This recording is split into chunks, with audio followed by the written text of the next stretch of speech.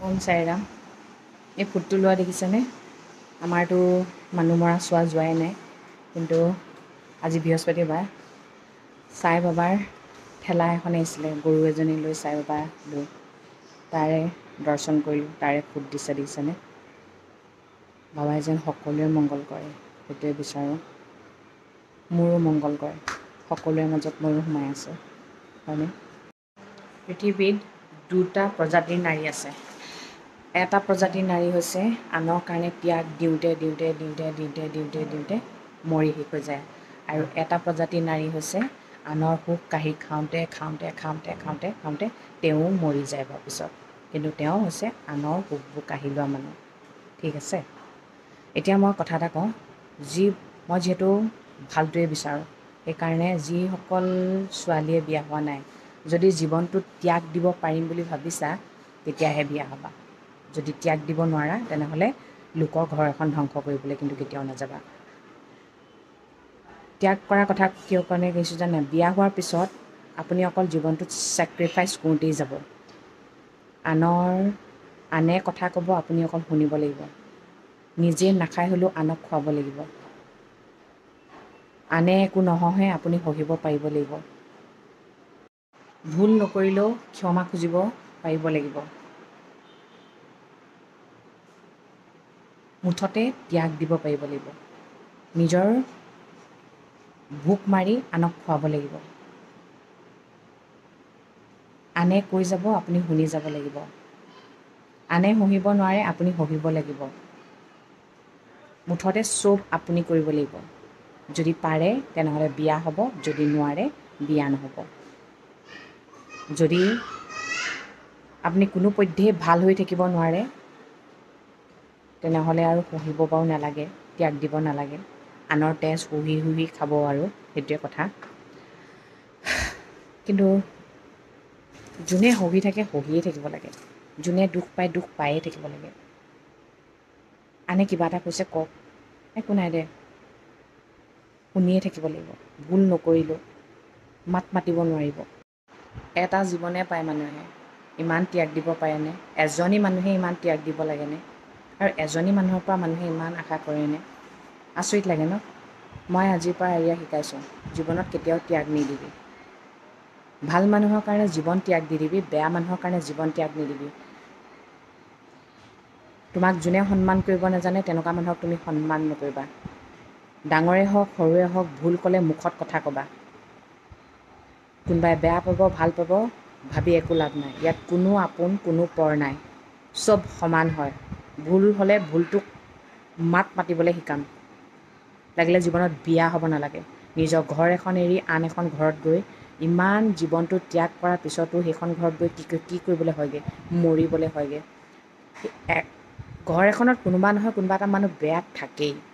কিছুমান মানুহৰ ঘৰততো গোটেই মানুহখিনিয়ে বেয়া থাকে। সেইখন ঘৰত বোৱাৰীজনী কেনেকৈ থাকে? সঁচাকৈ আচৰিত। জীৱ জন্তু চৰাই চিৰিকটি প্ৰকৃতিৰ কাৰণে কাম কৰক, দুখীয়া মানুহৰ কাৰণে কাম কৰক, বাকীবোৰক কেৰেপ কৰিব নালাগে। পঢ়ি শুনি নিজৰ ভৰিত থিয় দিয়ক, ভাল চাকৰি এটা কৰক, কাৰো ওচৰত হাত পাতিব নালাগে। লোকক দিয়ে নিদিয়ে পিছৰ কথা, নিজেতো খাবলৈ কৰিব লাগিব ন? আপুনি আনৰ ওচৰত যিমান হাত পাতি থাকিব আনে আপোনাক সিমান ভিক্ষাৰী বনাই থ'ব। সেইবোৰ লাগিলে নিজৰ বাই ভনীয়ে হওক ককাই ভাইয়ে হওক, গম পাইছে? সেইকাৰণে বিয়াৰ কথা ভাবিবই নালাগে।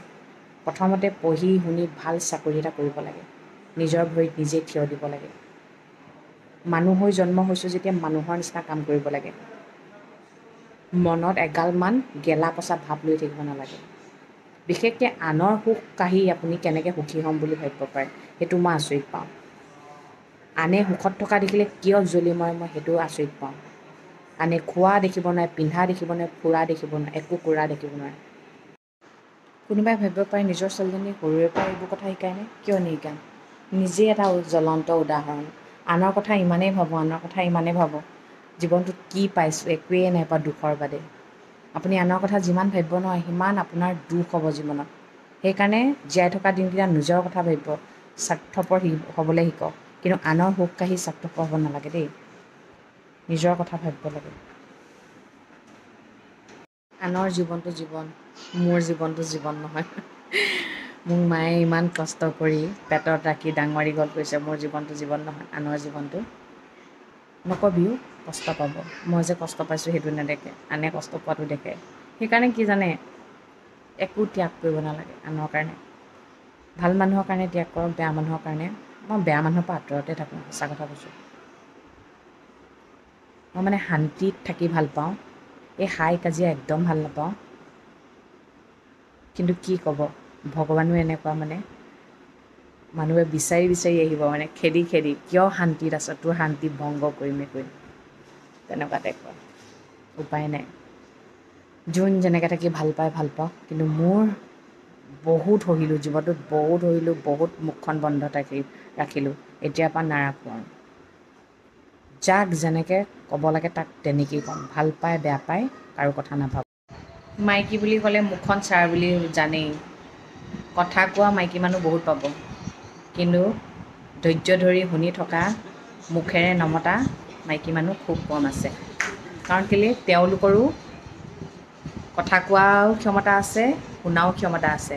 কিন্তু শুনা ক্ষমতাটো ভগৱানে সকলোকে নিদিয়ে। সেই ক্ষমতাটো নিজে গঢ়িব লাগে। সেইকাৰণে কেতিয়াবা নিমাত হৈ থকাটোও ভাল, কিন্তু অধিক নিমাত হৈ থকাটোৱে আপোনাৰ বিপদ, নহ'লে আপোনাক মিছলীয়া বুলি প্ৰকাশ কৰিব পাৰে। সেইকাৰণে বহুত সাৱধান, চাই চিতি মানে দেই, চাই চিতি কৰিব লাগে। সেইকাৰণে শুনিবলৈও ক্ষমতা থাকিব লাগিব, ক'বলৈও কথা থাকিব লাগিব। য'তে ত'তে কথা কোৱাৰ দৰকাৰ নাই। য'ত কথা নক'লে নহয় তাত কথা ক'ব লাগে। তথাপিও অধিক বেছি শুনি থকাটো নিজৰ কাৰণে বেয়া বুলি ভাবোঁ। কাৰণ কেলৈ, আপুনি যেতিয়া অধিক শুনি থাকিব নহয়, মানুহে আপোনাক গচকি ধৰিব। আৰু কোনেও নিবিচাৰে নিজক কেতিয়াবা কোনোবাই গচকি ধৰাটো। মইতো নিবিচাৰোঁ ভাই। মই বহুত লিমিট ক্ৰছ যেতিয়া হৈ যায়, মই তেতিয়া কিন্তু মাত মাতিমেই। আৰু সকলো মানুহে সন্মান আছে, তেনেহ'লে নিজৰোতো সন্মান আছে। আপুনি যদি সন্মান বিচাৰে, তেনেহ'লে আপুনি প্ৰথমতে আনক সন্মান দিব জানিব লাগিব। আনৰ পৰা লোৱাৰ আগত নিজে দিবলৈ জানিব লাগিব। সেইকাৰণে কৈছোঁ, পৃথিৱীত 2 প্ৰকাৰৰ মাইকী মানুহ আছে। এগৰাকীয়ে ঘৰ জোৰা লগাব জানে, এগৰাকীয়ে ঘৰ ভাঙিব জানে। পঢ়িলে শুনিলেই জ্ঞানী নহয়, পঢ়িলে শুনিলেই শিষ্টাচাৰ শিকা নহয়। গম পাইছেনে? আমি ভাবোঁ বহুত পঢ়া মানুহৰ বহুত শিষ্টাচাৰ আছে, বহুত জ্ঞানী হয়। একো নহয়। নপঢ়া নুশুনা গাঁৱৰ মানুহ এটাই যদি শিষ্টাচাৰ জানে, এই পঢ়া শুনাবোৰৰ মগজত একেবাৰে নাই। মালমতক একেবাৰে নাই। মাত্ৰ দেখাবলৈ ডিগ্ৰীটো আছে, কিন্তু গাঁৱত থকা মানুহটো ডিগ্ৰী নাথাকিব পাৰে, কিন্তু শিষ্টাচাৰ আছে। সেইকাৰণে শিষ্টাচাৰটো বহুত বেছি জৰুৰী। গম পাইছেনে? উপায় নাই, পৃথিৱীত জীয়াই থাকিবলৈ আছে যেতিয়া থাকিবই লাগিব মিলি, হয়নে নহয়? আৰু সকলো মানুহে সকলো মানুহৰ লগত মিলি থাকিব নোৱাৰে। সেইটো ক্ৰেডিট ভগৱানে খুব কম মানুহক দিছে। সেইকাৰণে য'তে ত'তে মুখ মেলিব দৰকাৰ নাই, য'তে ত'তে মুখখন বন্ধ কৰিবও দৰকাৰ নাই। য'ত মুঠতে ক'ব লাগে ক'ব, য'ত ক'ব নালাগে মুখখন বন্ধ থাকিব। ঠিক আছে তেন্তে দিয়ক, আজিলৈ আহিছোঁ আৰু। Good night.